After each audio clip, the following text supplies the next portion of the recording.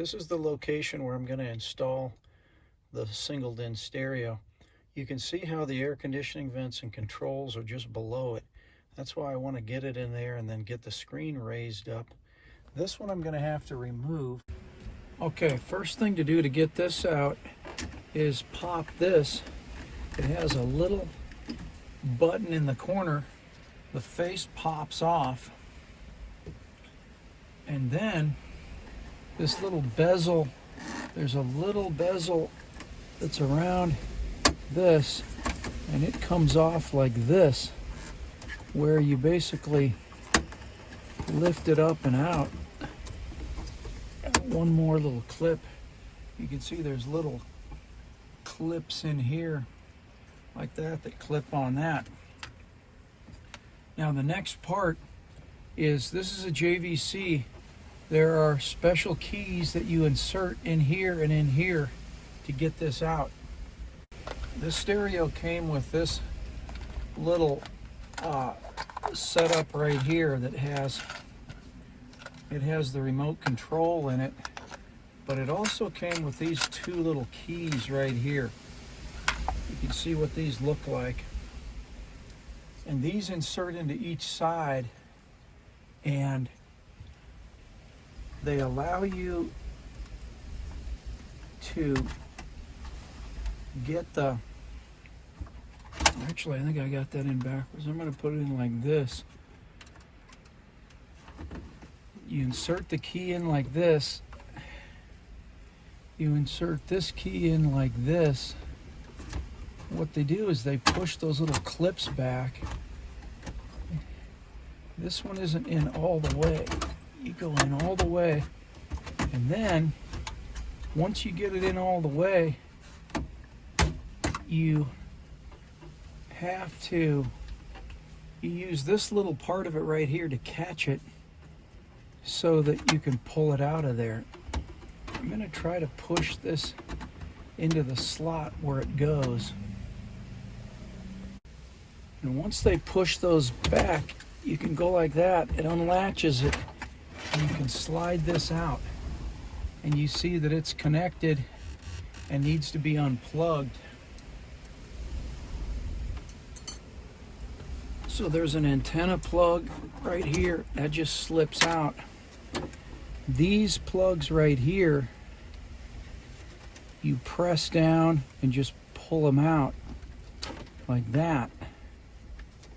And then I've got two other wires that I'm going to need to disconnect. These are the factory connectors. You can see there's two of them. These are the connectors that mate to them, and I already have them because there was an aftermarket stereo in here. But if you're installing it in a car that had the original stereo, you're going to have to buy this adapter kit. When you buy the kit, it will come with these connectors for your specific vehicle, and then what it does is it mates on the, and then you connect those connectors to the one that's going to go into your stereo. This is the one that went into the JVC. And so now what I'm going to do is cut that JVC connector off of here, off of these, and put the connector on for the new stereo with the touch screen. So you can see, this is the harness I took out of the car. These are the two connectors that go to the factory harness. This is the one that went to the JVC unit. That's the old stereo. What I'm going to do is cut these apart, cut these crimps off, and reuse these. This one stays with the old stereo. If you look at these wires, you're going to be able to see they're typically two different connectors. One is from the chassis to get ground. Power is the red one. The orange one is illumination, so when you turn on your headlights, it affects the stereo. A lot of times it dims it. And then the yellow one is the one that is the ignition wire. So this has constant power to your stereo, so it has memory of all the stations you set and everything. This is the one, the ignition switch wire that tells the stereo when you turn the car off. that it turns off the stereo, but it still has constant power from this one. So one connector typically has the ground, power, and illumination from the car. The other connector is typically all the speaker wires. So you have 4 different speakers, you have a pair for each speaker. That means 8 wires. And normally the coloring is all will match up. If you notice how this one was done, purple goes to purple, purple with a black stripe goes to that, and they typically match up. You'll notice in this case, the car ones were yellow, these ones were white. The other ones matched up though, green with green, gray with gray, and in this case, yellow to white. You can pretty much figure out which speaker ones go to which. And then with this one, you just have to figure out which is power, ground, illumination, and so on. Typically, there's a couple of extra wires. Those are for steering wheel controls and sometimes other things, but it'll tell you in the instructions. So I'm going to cut these apart, strip the wires, and then I'll be ready to solder on the new connector. So I'm just going to cut off the connector that goes to the vehicle. So this one is one that goes to the vehicle. This one right here, same thing. I'm going to cut it off. This is the vehicle connector, and it is going to go to all the speaker wires like I explained previously. I cut through all of these. So now this connector, you can see this was an aftermarket connector I got that goes to the vehicle connector, and it had this other connector wired on in case yours would fit that, but mine didn't, so I just had to wire it up straight to the aftermarket connector. So these two now are going to be wired to the connector that came with the stereo, with the touchscreen stereo. Okay, there's a wiring diagram that they give you in the book. They also give you a wiring diagram stuck right onto the stereo. As you can see here, there's a plug that goes like this into the back, and there's another connector that goes right here. These ones are labeled. This is the front camera control. The blue, it says amplifier control, which I don't have. Brake detect. What they want you to do is connect this to your emergency brake circuit, and the reason for that is they don't want you watching videos while you're driving, so they disable the video function unless your emergency brake is set and this is grounded. Some people just ground this to any ground, and then that way they can watch videos whenever they want. This is a ground wire, so those are the 4 that go onto this one. This one it plugs in like this. The first one, black, is ground. Yellow is power. So yellow is constant power. I had it backwards before. You can tell because they're the 2 thickest wires. They're heavier gauge because this is going to carry all the current for your stereo. This they call ACC. This is really just telling the stereo when your ignition is on. They should really call it ignition, but they label it ACC for accessory. And what that does is when you turn the ignition on, this triggers the stereo to turn on. And when you turn the ignition off, this triggers the stereo to turn off and on. So this is really an off and on trigger. And so, but the power one maintains power to the stereo to save your settings. The orange one is illumination, so that tells the stereo when your headlights are on, so it will typically dim. You can set how much you want it to dim and so on. The pink one controls their backup camera. It says back car control. That's kind of a crazy label because this controls the backup camera. So what I'm going to do is wire in my backup camera, the power to this. The power comes from the backup light circuit. So when you put your car in reverse, this is going to be wired into that circuit. That tells the stereo to change the screen to backup camera screen. So it's a trigger wire too, and it has to be wired into your backup lights. The blue one is in case you have a power antenna, which I don't have. But some cars, when you turn on the ignition, the power antenna will go up and down. It'll power it up. When you shut it off, it goes back down. That's for that one. And then these two wires right here are steering wheel control. My car doesn't have steering wheel control, but I bought a unit. I'll show it to you a little later in the video, but I bought an aftermarket universal steering wheel control that I'm going to connect to this. And the reason I want to do it is because it comes with a mute and volume buttons that I can control from a little unit that's going to be right on the steering column. So those two you hook up to that. The remainder of these wires are all of the speaker pairs. So you can see there's a pair of gray. Those are going to go to one speaker. A pair of white goes to another one. A pair of purple goes to another one, and pair of green go to the other. They always have one without a black stripe, one without a black stripe, one with a black stripe, so you have positive and negative, and you connect them just like that to the connector that's going to go to your car harness. And you can see those have the same thing, a green wire without the black stripe and one with the black stripe, and so on. So all of these speaker wires are going to connect to all of these speaker wires. Now, you can see these wires are already pre-cut to strip, so all you have to do is pull the insulation off, and these are ready to solder. These ones I'm going to have to remove the insulation, and what I typically do to do that is I have this little unit, and you go like this, it just pulls them off. And so I can go through here like this and just basically strip the insulation on each one, similar to the way the other one came from the factory. If you don't have a tool like this, you can use a pocket knife, you can use a pair of cutters, you can use a lot of things to get it off. This just makes it really handy.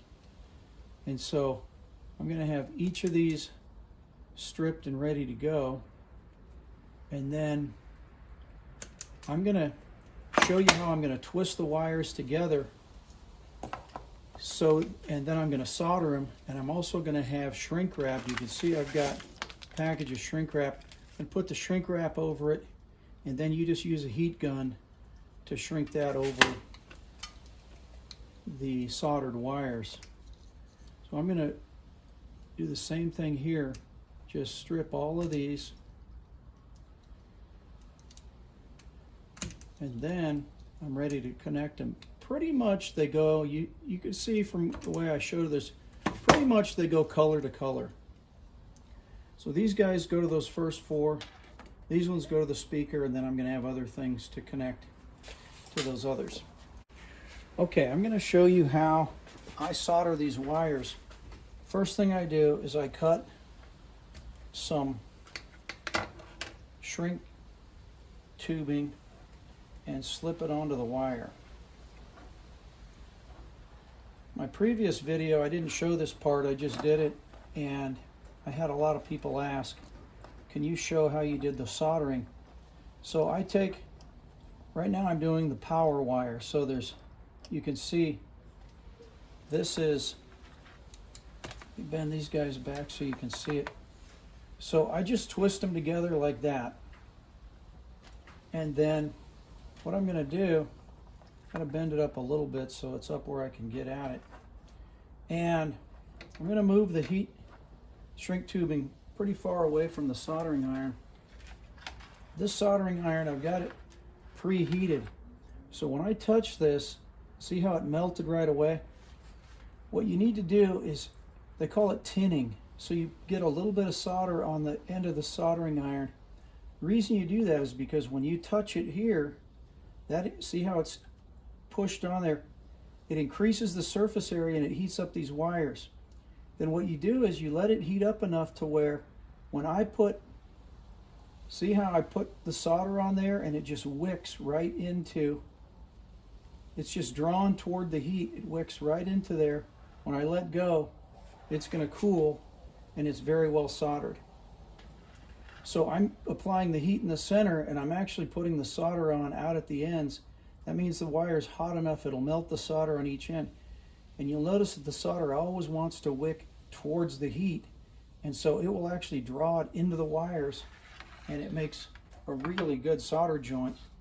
And then when you're done, you can just slide the shrink tubing over it, and I'll show you that step 2 of the heat gun.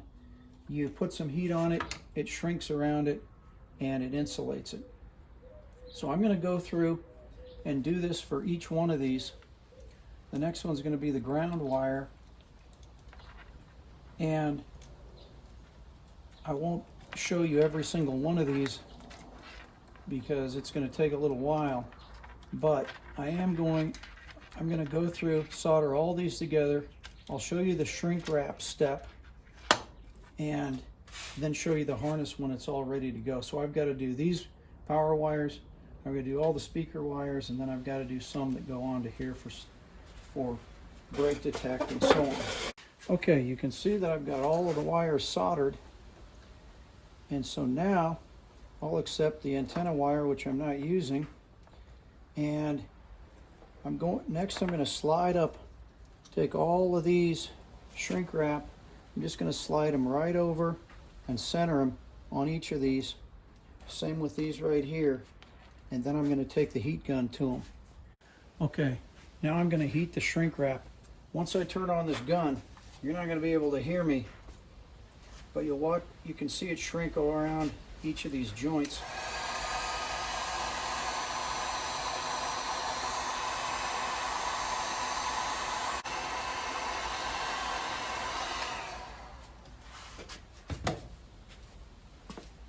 Okay, if you look closely, you can see those are all soldered and shrink wrapped, protected. Now I have some wires I'm going to have to connect, but I can't do it here on the bench because it has to be in the car, and I have to run the camera wires, and I have to run the control wires, and so I'll have to connect those once it's in the car. Okay, I removed, this is the old holder, and you can see it's held in there. You put it in against this frame, and then you just bend these little tabs. You can see these tabs, you bend those down. There's two here, and then you can see you bend these tabs, and that's what holds it against that frame and keeps it in there tight. So that one fit the old stereo. This is the one that fits the new stereo. And so that you get an idea of how this works, you slide it in there, you put those in, you bend the tabs. You heard how this will click into place. And so it goes on like that. They give you these little keys. So when it's in there and you need to get it back out, the only way to do that is to take these keys, you slip them in the side right here, and watch what happens as you slide it in. See how it's going to push? This little tab is what's holding it. It pushes that and it grabs the stereo. And then you can pull those and it releases this so that you can slip the stereo out, and then you can pull the radio out like that. And that's how you get the radio out once it's in there. You have to use these little keys. They supply them with the stereo. And if you see there's a little notch on that, it goes in and it's going to grab right here. It slides in and it grabs right there. It pushes this out of the way, pushes that up, and it grabs the stereo, and then you can pull it out of this housing like that. So I'm going to install the holder. Okay, I'm going to slide this in there now. You can see I already have the microphone run. It was run for the other stereo. I'm going to feed that through. Then this fits into this opening, and you slide it in there, and see how this lip catches on the frame. Then I'm going to go around and bend these tabs down, and that's what holds it tight against that frame. Okay, I got that installed with the tabs bent. Now I'm going to plug in the harness. The black one goes in like this. You could hear it click. The gray one is going to have to go in like this. And it clipped in there. So that's those two. Now I'm plugged into the vehicle harness.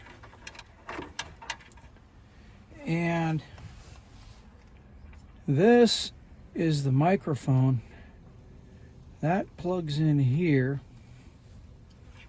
This, I think you can see, is going to plug in like this onto here. What I want to do is I want to get it plugged in, powered up, and see if it works. This plug, I don't know about it. Okay, I heard it click. Wires in there. I'm going to slide it in. Okay, it clicks in place like that. Now I need to put this bezel, because this is what holds it from sliding any further in there. This clips on like this. Okay, so that clipped on. It's in there pretty solid. Next, this goes on, and I notice this has a little on-off switch right here too. But I'm going to try to put this in and just see. Okay, that clips in there. This actually is going to be really good because I can tip it like this and I can tip it like this if I need to, or even tip it down a little bit so I get less of a glare.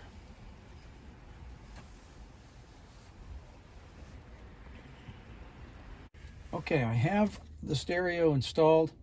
I'm going to show you the boot up time. I'm going to turn the ignition on now, and then you can start counting the seconds it takes for it to come up. Comes up with that. I don't think you can change that. Then the radio pops up, and you saw that's about the time that it takes for it to come up. I do like the main screen because it gives you a time really large, shows you the date, and you can leave it on that screen if you want, and so it's handy just to have that information available. Okay, if I go to wallpaper, these are the four choices you get. So you have this one that's, I think, pure black. This one has this feather in the middle. This is the one I'm using. I don't know if you can see it in there. It kind of looks like carbon fiber. And then this one looks like broken glass. So as far as I know, you can't download your own. They give you four choices, and they're so-so. This carbon fiber one is fine for me. Screen. You have radio. You have a number of things here. Let me just go to radio first. So it has the normal presets. There's 3 bands of FM, and then AM, there's 2. And it also, I wanted to show you the equalizer. This is pretty cool. It's got a lot of channels, and you can change them to these preset ones, or you can do a custom one. So that seems nice.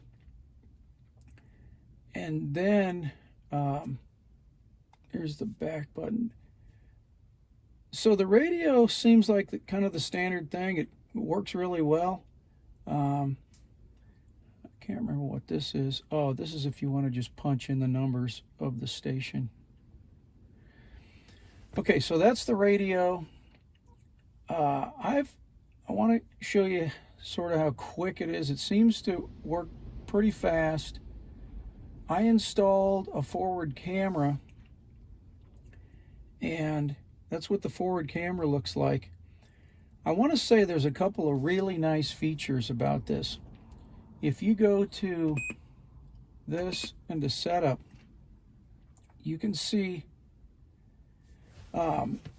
first of all, here's the controls. You can turn on the front camera. You can turn on a parking scale. You can turn it on so parking mute, so when you put it in reverse to back up, it'll mute the stereo, which I kind of like. But there's a really good feature that this thing has. This is parking mirror. And what happened is the camera I installed from the front was a backup camera, and so the image was flipped. This allows you to flip the image back. You can flip it horizontal or you can flip it vertical. The way that I installed the rear camera, when I turned it on, it was upside down. So I could have gone back and just turned the camera upside down, but it also has this mirror featuring for vertical. So I simply put it on vertical and now it looks right side up. It also has this parking scale. Mine didn't, you can either turn that off or on. Mine didn't have, the camera didn't have a parking scale. I kind of like those to see how close you are to something. So it'll superimpose that. Okay, I'm gonna change it to reverse gear, and you can see that's what it looks like behind me. And you can see how it puts the parking lines on there. You can turn those off or on, but I really like the way that it flipped the image for me. So now, if I put it into park, it comes back to this. I'm not going to show you the P-Link right now because I'm filming with my camera, but there's a USB. You can use USB. You can use an SD card. You can have AV in. I hooked this up to my phone and it connected really easy. You can do the music, you can make the phone calls and so on. So all of that is pretty standard and it seems to work well. One of the things I really like is this screen. I can move it up and down, I can adjust it, and I have it set so that it's down pretty much straight up and down but angled toward me. It reduces the reflections and it's just absolutely in the right spot for me. So I don't have anything in the SD card, I don't have anything in the USB, I don't have anything plugged into the AV in, but what I'm going to do is borrow a phone so I can show you the features when you go to Apple Carplay and when you do the phone mirroring. Those work real well. Before I do that, I want to say there's one problem with this, and that is you notice there's no knobs or controls on this screen. It does have an on-off button right here, and it has a reset button right there. So I can turn the whole thing off if I want to right here. But there's times you just want to mute. And one of the complaints that people had was when they went to Apple CarPlay, there's no way to adjust the volume while you're in CarPlay. If you'll notice, when I'm in radio, I'm going to have to mute this. When I'm in radio, I can just pull up this and I can adjust it. And you pretty much mute it by just dragging that to 0.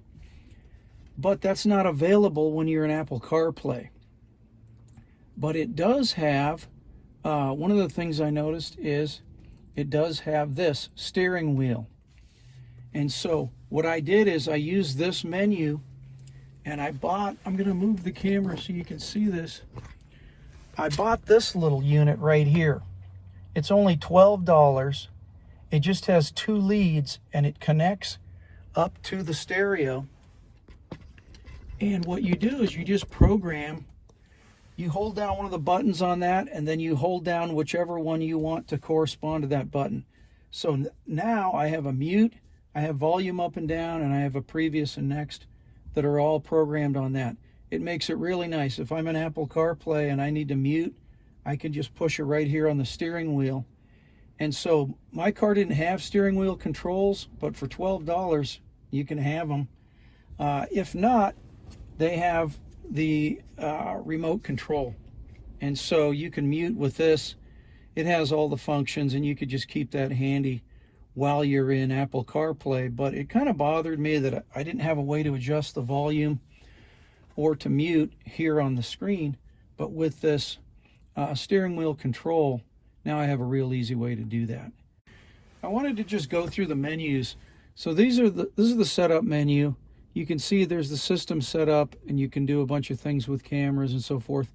Then there's language, audio, and you can set a default volume, which I think is nice. When it boots up, it'll go to that volume. Then the display, you can adjust the parameters of that. This is just the time setup. Bluetooth setup, this is where you pair your phone. That all went pretty easy. Phone link, this sets it up so I use an Apple phone, and so you can set it to either do the iOS mirroring or CarPlay. And so when you push the button, that thing that says P something or other, phone, depending on what you set here, it'll go to that mode. And then under other, you can put the area that you're in. And then these are the steering wheel controls that I talked about earlier. Study means learn. Some of this is a little bit of pidgin English. And then this is just if you want to go back to factory or see what version of software you're running. And then up here you see there's the Bluetooth. Now, one thing I did is I hooked up the illumination wire, so when you turn on the headlights, you can see it dims it. I didn't find a way to adjust that, but it dims it for, you can see this changes from bright to headlight mode. And then this is just kind of setup kinds of things. So those are all the features except for CarPlay. I'm going to go get this one. You can go directly into the equalizer. I'm going to go get another phone so I can film CarPlay. Okay, I'll show you how Apple CarPlay works. Go to the home. I'm going to select P-Link. Gives you an error for a second, and then it brings up Apple CarPlay.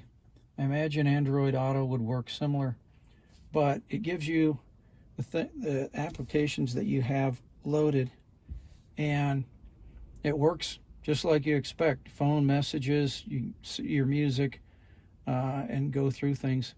If you're familiar with Apple CarPlay, gives you all that. To get back home, you just push this one, it gets you there.